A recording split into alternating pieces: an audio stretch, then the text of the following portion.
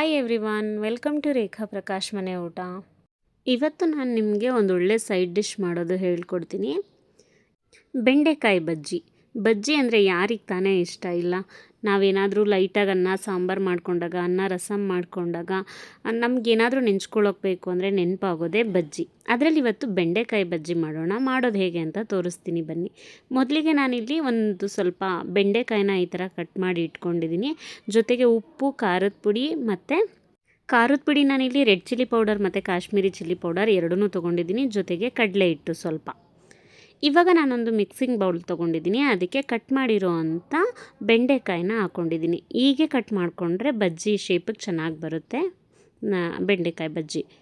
ಇವಾಗ ನಾನು ಉಪ್ಪು, ಕಾಶ್ಮೀರಿ ಚಿಲ್ಲಿ ಪೌಡರು ಖಾರಕ್ಕೆ ತಕ್ಕಂಗೆ ಮತ್ತು ಸ್ವಲ್ಪ ಕಡಲೆ ಹಿಟ್ಟನ್ನ ತೋರಿಸ್ತಾ ಇದ್ದೀನಿ. ಸೊ ಅದು ನಾಲ್ಕನ್ನು ನಾನು ಬೆಂಡೆಕಾಯಿಗೆ ಮಿಕ್ಸ್ ಮಾಡೋಕ್ಕೆ ಹಾಕೋತೀನಿ. ಉಪ್ಪನ್ನ ನಿಮಗೆ ಟೇಸ್ಟಿಗೆ ತಕ್ಕಂಗೆ ಹಾಕೋಬೋದು. ಹಾಗೆ ಖಾರ ಕೂಡ ನಿಮಗೆ ಖಾರ ಜಾಸ್ತಿ ಬೇಕಂದರೆ ಖಂಡಿತ ಖಾರದ ಪುಡಿ ಜಾಸ್ತಿ ಹಾಕ್ಕೋಬೋದು. ಅದಕ್ಕಿಷ್ಟಕ್ಕೂ ನಾನು ಮಿಕ್ಸಿಂಗ್ ಬೌಲ್ಗೆ ಸ್ವಲ್ಪನೇ ನೀರು ಹಾಕ್ಕೊಂಡು ನೀಟಾಗಿ ಮಿಕ್ಸ್ ಮಾಡ್ಕೋತೀನಿ. ಈ ಥರ ನೀಟಾಗಿ ಎಲ್ಲನೂ ಮಿಕ್ಸ್ ಮಾಡಿಕೊಂಡು ಬೆಂಡೆಕಾಯಿ ಸ್ವಲ್ಪ ಉಪ್ಪು ಖಾರ ಹಿಡಿಯೋಕ್ಕೆ ಒಂದು 10 ನಿಮಿಷ ರೆಸ್ಟಿಗೆ ಬಿಡ್ತೀನಿ. ಸೊ ನೋಡ್ತಿದ್ದೀರಾ ನೋಡಿ, ನಾನು ನೀಟಾಗಿ ಮಿಕ್ಸ್ ಮಾಡಾದ್ಮೇಲೆ ಹಾಗಾಗುತ್ತೆ ಬೆಂಡೆಕಾಯಿ. ಅದನ್ನೊಂದು 10 ನಿಮಿಷ ರೆಸ್ಟಲ್ಲಿ ಬಿಡ್ತೀನಿ, ಉಪ್ಪು ಖಾರ ಹಿಡೀಲಿ ಅಂತ ಅಷ್ಟೇ. ಅದಾದಮೇಲೆ ನಾನಿಲ್ಲಿ ಒಂದು ಬಾಣಲಿ ತೊಗೊಂಡಿದ್ದೀನಿ. ಬಾಣಲಿಗೆ ಸ್ವಲ್ಪ ಎಣ್ಣೆ ಹಾಕ್ಕೋಬೇಕು, ಯಾಕಂದರೆ ಬಜ್ಜಿ ಅಂದ್ರೇ ಡೀಪ್ ಫ್ರೈ ಮಾಡೋದಲ್ವ. ನಾನಿವಾಗ ಸ್ವಲ್ಪ ಎಣ್ಣೆನ ಹಾಕ್ಕೊಂಡು ಅದು ಚೆನ್ನಾಗಿ ಕಾಯೋಕ್ಕೆ ಬಿಡ್ತೀನಿ. ಮತ್ತು ಯಾವಾಗಲೇ ಆದರೂ ಬೋಂಡ ಬಜ್ಜಿ ಮಾಡಬೇಕಾದ್ರೆ ನಾವು ಎಣ್ಣೆನ ಮೀಡಿಯಮ್ ಫ್ಲೇಮಲ್ಲಿ ಇಟ್ಬಿಟ್ಟು ಬಿಸಿ ಮಾಡ್ಕೊಳ್ಳೋದ್ರಿಂದ ಚೆನ್ನಾಗಿ ಬೇಯುತ್ತೆ ಬಜ್ಜಿಗಳು. ಸೊ ಇಲ್ಲಿ ಎಣ್ಣೆ ಕಾದ್ಮೇಲೆ ನಾನೇನು ಮಾಡ್ತಾಯಿದ್ದೀನಿ, ಬೆಂಡೆಕಾಯಿ ಬಜ್ಜಿನ ಹಾಕೋಕ್ಕೆ ಸ್ಟಾರ್ಟ್ ಮಾಡಿದೆ. ನೋಡ್ತಾ ಇದ್ದೀರಾ, ಒಂದೊಂದನ್ನೇ ನಾನು ಎಣ್ಣೆಗೆ ಬಿಡ್ತಾಯಿದ್ದೀನಿ. ಇದನ್ನು ನೀಟಾಗಿ ಡೀಪ್ ಫ್ರೈ ಮಾಡ್ಕೋಬೇಕು. ಆ್ಯಂಡ್ ಇದು ಮೀಡಿಯಮ್ ಫ್ಲೇಮಲ್ಲಿ ಇಟ್ಕೊಂಡಿರಬೇಕು ಸ್ಟವ್ನ ನಾವು ಬಜ್ಜಿ ಕರಿಬೇಕಾದ್ರೆ.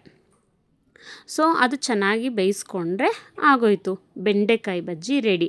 ಆ್ಯಕ್ಚುಲಿ ತುಂಬ ಕ್ವಿಕ್ಕಾಗಿ ಆಗಿಬಿಡುತ್ತೆ, ಚೆನ್ನಾಗಾಗುತ್ತೆ. ಬಟ್ ಅಫ್ಕೋರ್ಸ್ ಇದನ್ನು ರೆಗ್ಯುಲರಾಗಿ ತಿನ್ನೋಕ್ಕಾಗಲ್ಲ, ಯಾಕಂದರೆ ಡೀಪ್ ಫ್ರೈ ಎಲ್ಲ ಮಾಡೋದು ಅಷ್ಟೊಂದು ಚೆನ್ನಾಗಿರಲ್ಲ. ರೆಗ್ಯುಲರ್ ಬೇಸಿಸಲ್ಲಿ ನಾವು ತಿನ್ನೋದ್ರಿಂದ ಆರೋಗ್ಯಕ್ಕೆ ಒಳ್ಳೆಯದಲ್ಲ. But once in a while ನಾವು ಅನ್ನ ಸಾಂಬಾರು ಜೊತೆ ನೆಂಚ್ಕೊಳ್ಳೋಕೆ ಏನಾದರೂ ಮಾಡ್ಕೋಬೇಕು ಅಂದರೆ ಕ್ವಿಕ್ಕಾಗಿ ಈ ರೆಸಿಪಿನ ನೀವು ಮಾಡ್ಕೋಬೋದು.